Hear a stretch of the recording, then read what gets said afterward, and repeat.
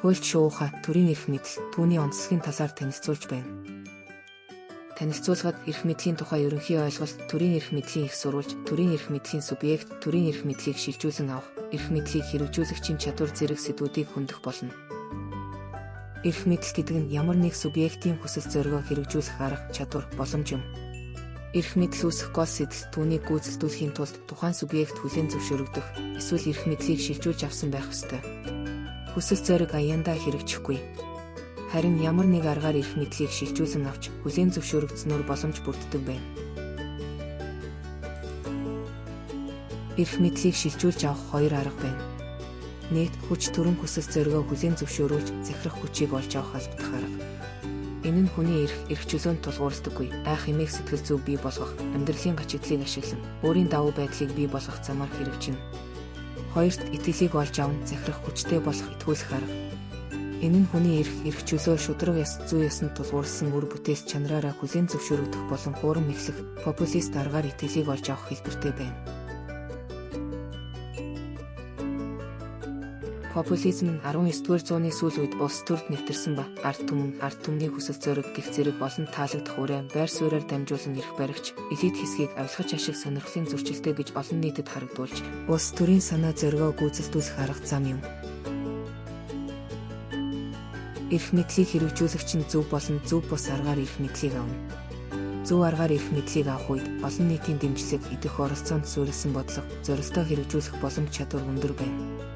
Харин зөв бус аргаар эрх мэдлийг авах тохиолдолд хүсэл зориг хүлээн зөвшөөрөгдөхгүй.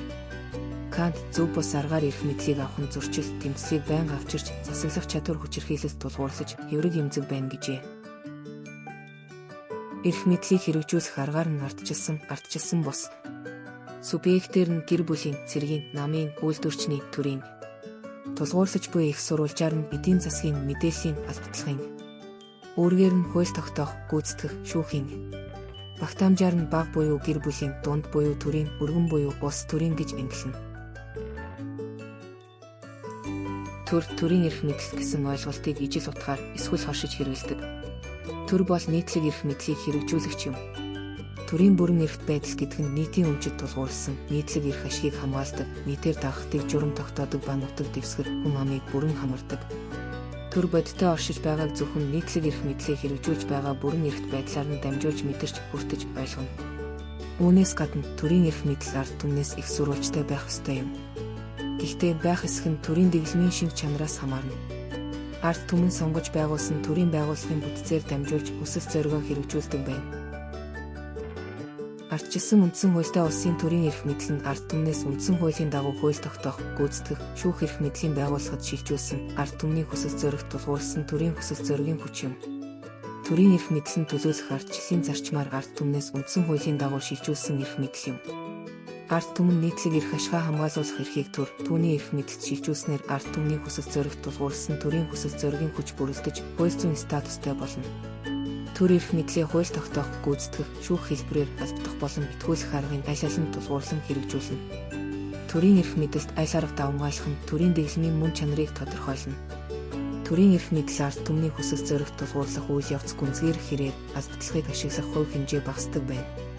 Оросын эрдэмтэн Иван Ильин элд бол төрийн эрх мэдлийн мөн чанарыг илэрхийлдэггүй. Тэр бол туйлын онцгүй хэрэгсэл, төрийн эрх мэдэл сул дорой байгаагийн илрэл. Эрх мэдэл илтгүүгээр хэрэггүй, эсвэл мөхөөр болсон үе байх хэдий ч тэр нь ховорхон тохиолддог хэвийн бус байдал мөн. Эрх мэдлийн хэвийн хүч нь илт биш, харин хүсэл зоригийн захирах хүчний нэр хүндийн нөлөө мөн гэжээ. Төрийн хүсэл зоригийг ард түмний хүсэл зориг гэж хэлбэрчлэн үзэж болохгүй. Ард түмний хүсэл зориг бол төрийн эрх мэдлийн агуулгын их сурвалж нь маргаангүй мөн юм. Төрийн эрх мэдлийн хэлбэрийн их сурвалжид зөв тусгасан эсгээс хамаарч төрийн болон ард түмний хүсэл зоригийн хооронд зай завсар гарах нь бий.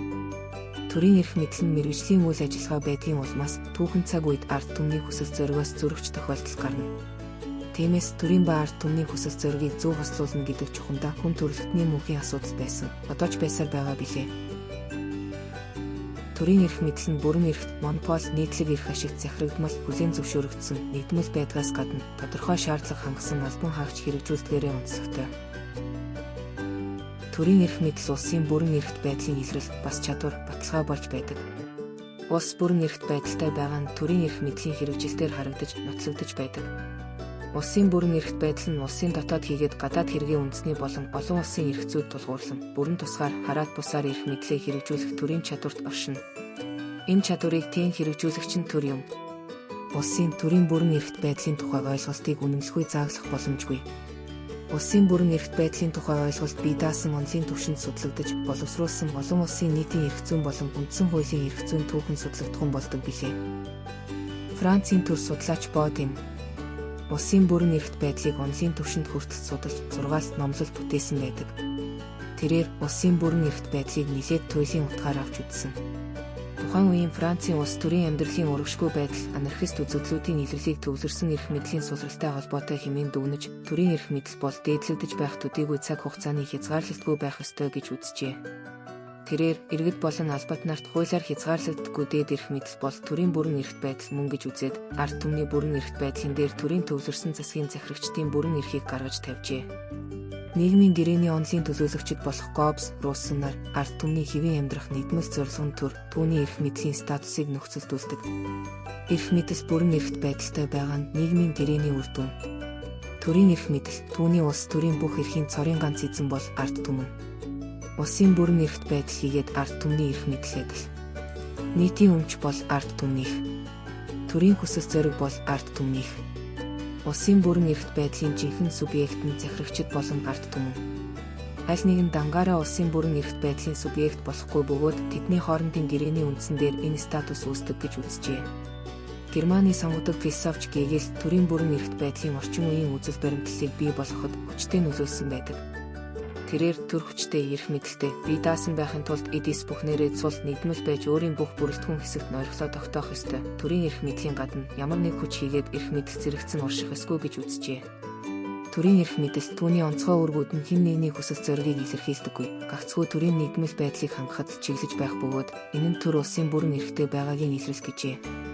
Товчхондоо эрдэмтэн мэргэд улсын бүрэн эрхт байдлыг хатуу чанга төвлөрөл, хязгааргүй ноёрхол гэж үзсэн байна.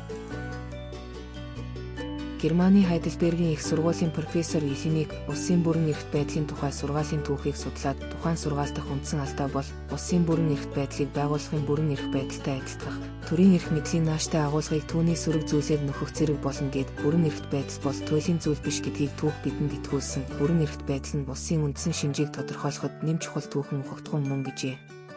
Улсын бүрэн эрхт байдлыг бүхнийг чадах хүчтэй адилтгаж болохгүй.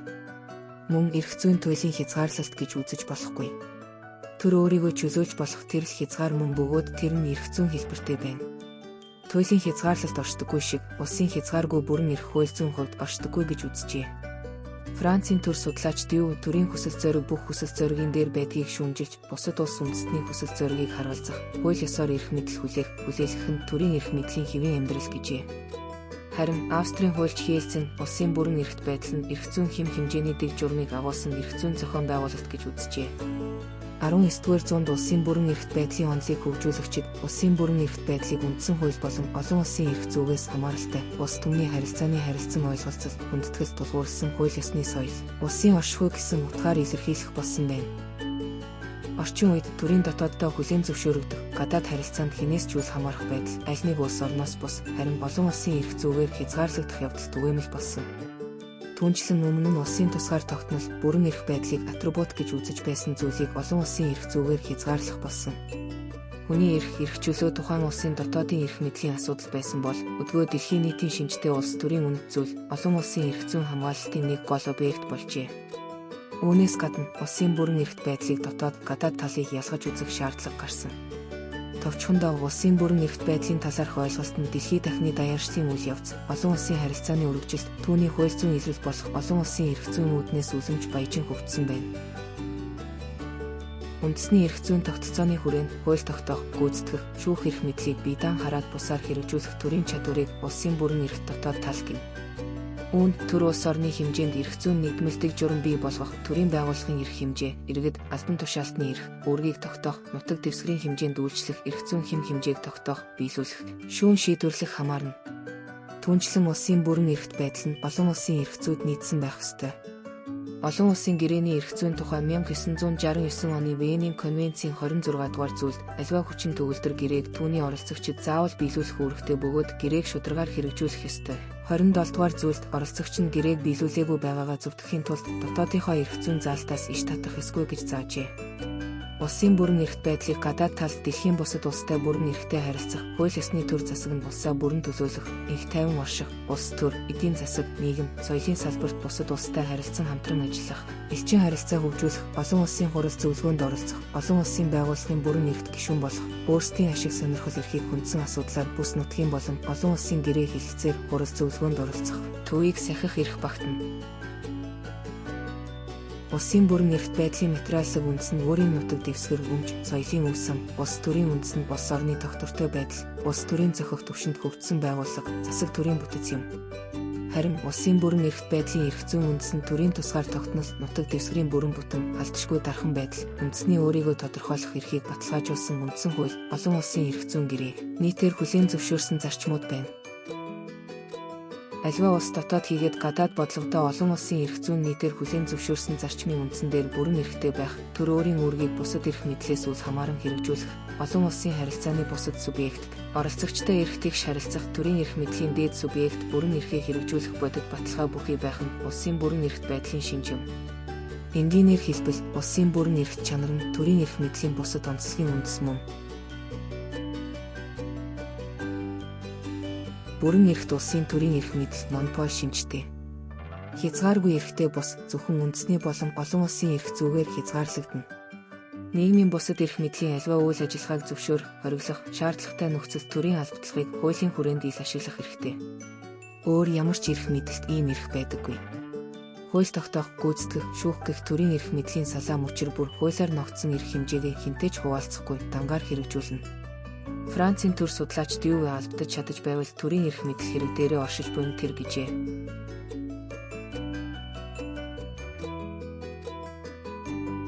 Төрийн эрх мэдэл нийтлэг эрх ашгийг илэрхийлэн хамгаалж хэрэгжүүлж байдаг онцлогтой.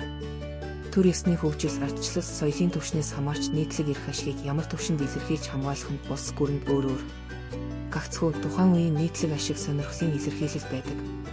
Бусад эрх мэдэл нийгмийн амьдралын тодорхой үзэгдэл, харилцааны хүрээг агуулсан байх буюу нийгмийн аль нэг бүлэг хэсгийн эрх ашиг сонирхлыг тусган илэрхийлж байдаг бол төрийн эрх мэдэл нийт хүн амын язгуур эрх ашгийг илэрхийлэн хамгаалдаг байна. Улс орны тусгаар тогтнол, хил хязгаарын бүрэн бүтэн байдал, хүн амын удмын санг хамгаалах зэрэг асуудлыг зөвхөн төрийн эрх мэдэл хамгаалах бололцоотой. Төрийн эрх мэдэл хүлээн зөвшөөрөгдсөн байдаг. Хүлээн зөвшөөрөлтийг бий болгосон аргаас үл хамааран тухайн улсын нэрийн өмнөөс дотооддоо болон олон улсын түвшинд үйл ажиллагаа явуулах хууль зүйн цорын ганц этгээд байдаг. Ардчилсан нийгэмд төрийн эрх мэдлийг хүлээн зөвшөөрөх чанар нь хууль ёсны дагуу ардчилсан сонгуулиар төрийн тогтолцоог бүрдүүлэх замаар эхэлнэ. Төрийн эрх мэдэл нэгэнд хүлээн зөвшөөрөгдсөн учраас түүний механизм тасралтгүй ажиллаж эрх мэдлийн нөөцийг бүтээж ашигладаг. Төрийн эрх мэдэл хүчтэй, шийдвэр нь хэрэгжихүйц байх материаллаг болон материаллаг бус нөөцөд тулгуурлана. Төрийн эрх мэдэл нийтмэл байна. Нийтмэл байна гэдэг нь эрх мэдэл, түүний чиг үүргийг хуваарлахгүй гэсэн хэрэг биш. Харин нийтмэл хүсэл зориг зорилго чиглэлтэй байна. Үндсэн хуулийг дээдлэх, хүндэтгэх, хөтөлбөргүй сахин биелүүлэх, хүний эрх чөлөөг хууль зүйн үндэс болгож хэрэгжүүлэх нь ардчилсан төрийн үйл ажиллагааны нийтмэл хүсэл зориг зорилго байх ёстой.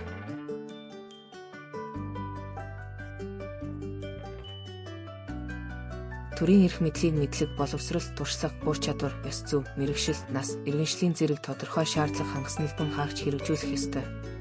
Төрийн албан хаагчдад нийтлэг болон тусгай шаардлага тавьдаг нь төрийн эрх мэдлийн хүлээн зөвшөөрөгдөх нэр хүнд, хууль ёс, шударга ёс, үр бүтээлт шинж, зүй ёс зэрэг чанараас урган гардаг байна.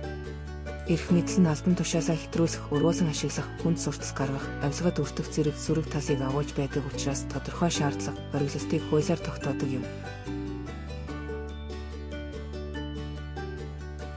Ард түмэн өөрийн хүсэл зориг эрх мэдлээ чөлөөт ардчилсан сонгуулиас ихтэй төрийн байгууллагад төлөөлөх ардчлалын зарчмын дагуу шилжүүлдэг тул төрийн эрх мэдлийн үндсэн субъект ард түмэн бус. Харин тэднээс эрх шилжүүлэн авсан төрийн байгууллага юм.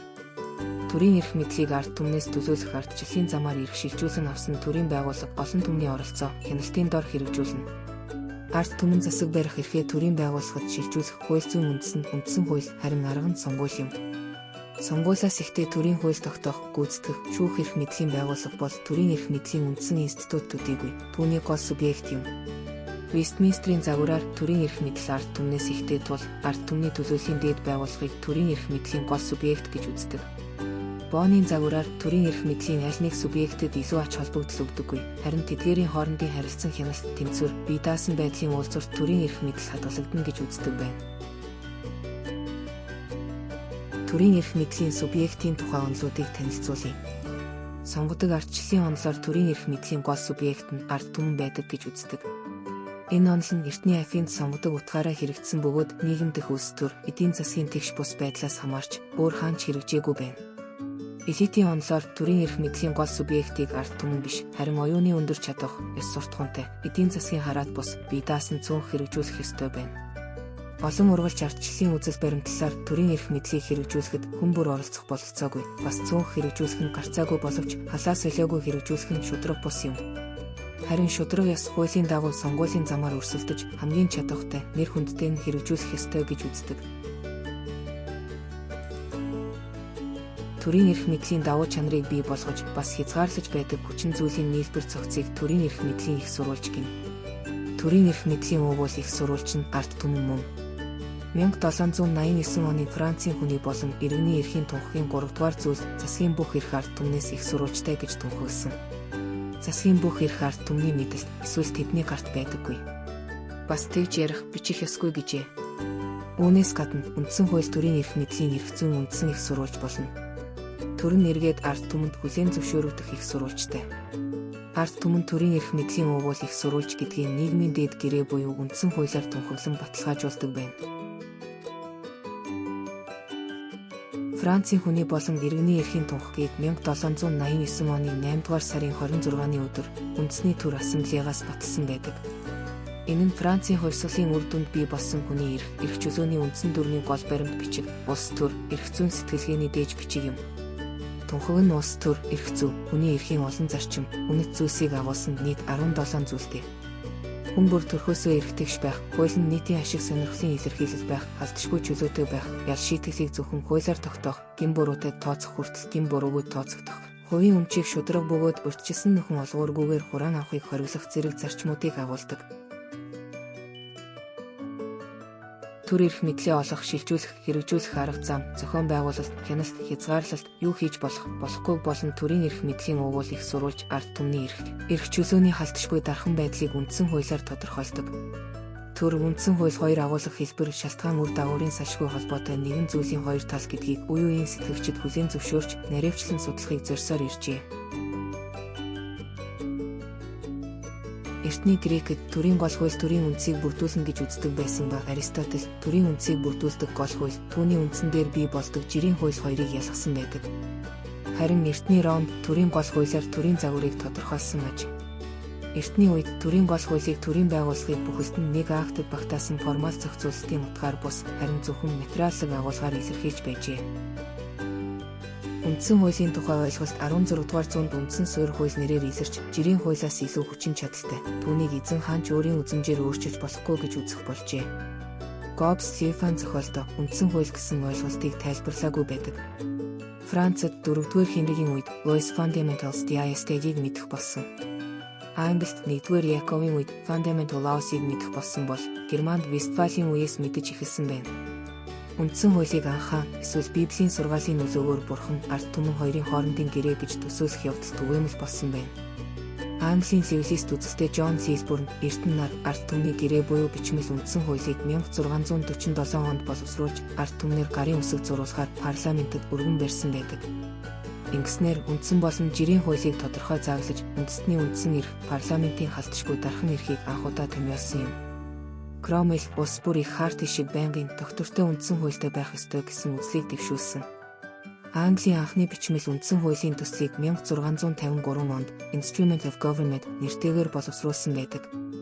Үүнд Европ буй улсын эрх, төрийн зөвлөл, парламентын эрх хэмжээг заасан юм. Дундад 100-д Аристотелийн сургаалын нөлөөгөөр Dominium Publicum, Dominium Regale-ийг хязгаарлах тухай төсөөлөл илэрч байжээ.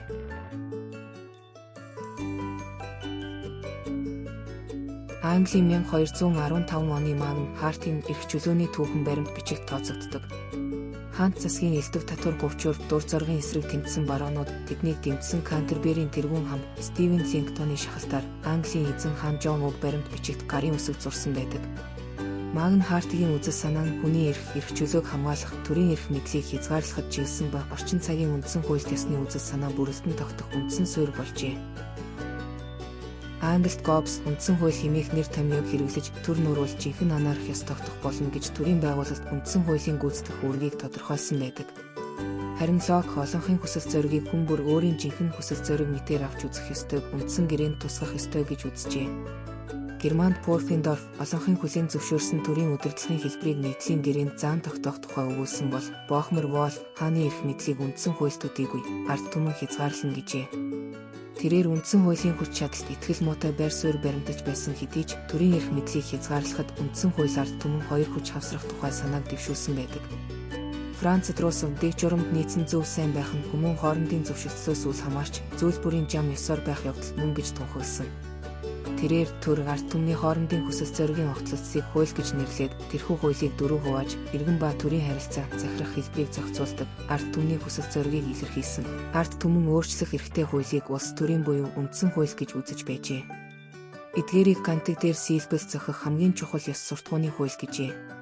Дундад 100 төрийн гол хууль, үндсэн хууль ард түмний гэрээний тухай үзэл санааг зам ёсны эрхийн онол цааш хөгжүүлж тэрхүү суурин дээр орчин үеийн үндсэн хуулиуд бий болжээ.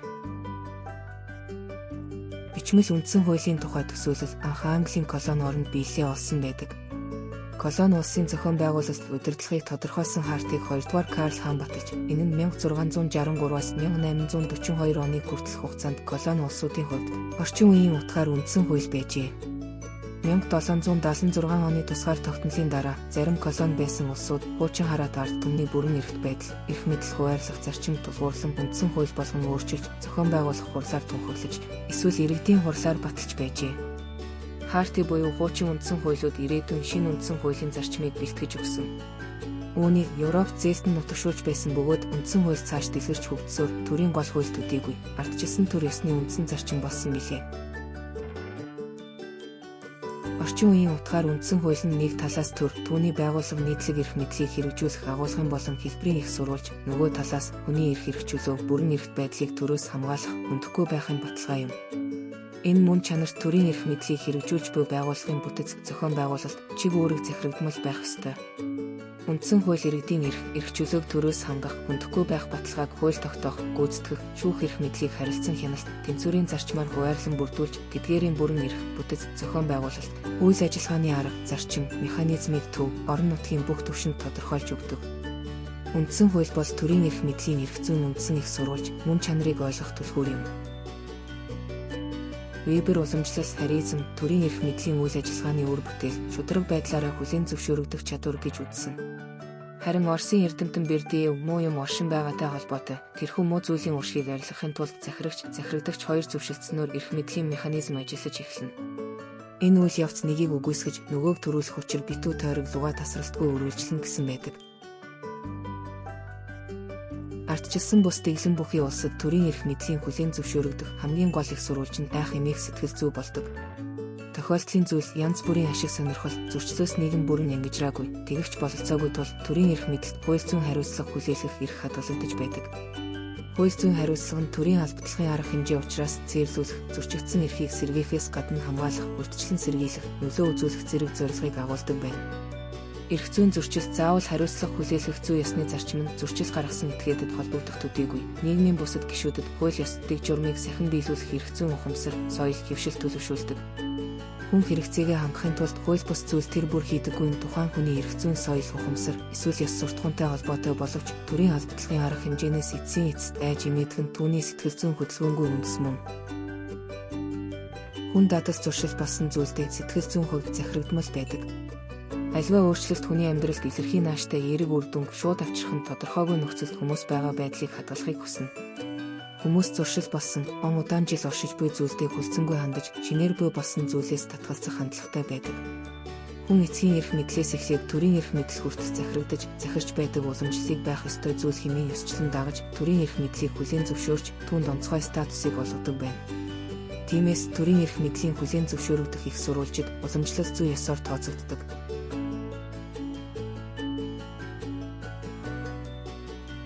Бүх төрлийн материаллык болон материаллык бус нөөц нь төрийн хувьд эрх мэдлийг хэрэгжүүлэх, хүлээн зөвшөөрүүлэх нэг их сурвалж болсоор байна. Нөөц нэг талаас асар их хүч, бас том хэрэгсэл юм. Төр нөөцийг ашиглаж эрх мэдлийг хэрэгжүүлэхийн хамт нөөцийг хуваарлаж байдаг. Эрх мэдлээр дамжуулан эрх мэдлийг хадгалах, хүлээн зөвшөөрүүлэх бололцоотой билээ. Төрийн эрх мэдэл нь улс төр эрх зүйн үнэт зүйлийг дээдсэн үр бүтээлд үйл ажиллаараа эсвэл айлган сүрдүүлсэн албатлахын аргаар хүлээн зөвшөөрөгдөх аргаас үл хамаарна. Ард түмэн төрийн эрх мэдэлд түүнийг хэрэгжүүлэх арга ажиллагааг нийтээр хүлээн зөвшөөрсөн үнэт зүйлсэд хандах хандлагын үүднээс үнэлж, цэгнэж, өөрсдийн итгэл үнэмшлэр сайн дураар хүлээн зөвшөөрч байх нь ардчилсан төрийн гол шинж юм. Түүний хууль зүйн илрэл нь үндсэн хууль болдог байна. Үндсэн хуулийн агуулга, үзэл санаа нь төрийн эрх мэдлийн хүлээн зөвшөөрөгдөх болон эс зөвшөөрөгдөхийн илрэл болно. Үндсэн хуулийн үзэл баримтлал олон түмэнд хүлээн зөвшөөрөгдөхүйц байхаас гадна баталж гаргах үйл явц, аргач мөн тухайн төрийн эрх мэдэл хүлээн зөвшөөрөгдөхийн баталгаа байх учиртай билээ. Дэлхийн улс үндэстэн үндсэн хуулиа өргөн төлөөлөлтөй, улс төрийн бүх хүчин харилцан зөвшөлдөж оролцох бололцоог хангасан. Нэр хүндтэй хүлээн зөвшөөрөгдөхүйц субъектийн оролцоо бүхий хууль тогтоох нэр хүнд бүхий байгууллагаар хэлэлцэж баталдаг байна. Үндсэн хуулийг өөрчлөх, түүнд нэмэлт өөрчлөлт оруулах арга ажиллагаа парламентын эрх хэмжээний асуудал бус, харин бүх ард түмний хүсэл зоригийн асуудал юм. Хүний эрх чөлөө шударгаас төрийн үйл ажиллагааны гол зарчим болж буй өнөөгийн нөхцөлд төрийн эрх мэдэл зүй ёсны онол, зарчмын үүднээс хүлээн зөвшөөрөгдөх явдал улам бүр чухалчлагдаж байгаа билээ. Хуульч шууха төрийн эрх мэдэл, түүний онцлогийн талаар танилцууллаа. Танилцуулгыг Сүндэндорж багшийн төрийн оноос сурах бичгийг ашиглан өөрцөөх хатан зориг нар бэлдэв.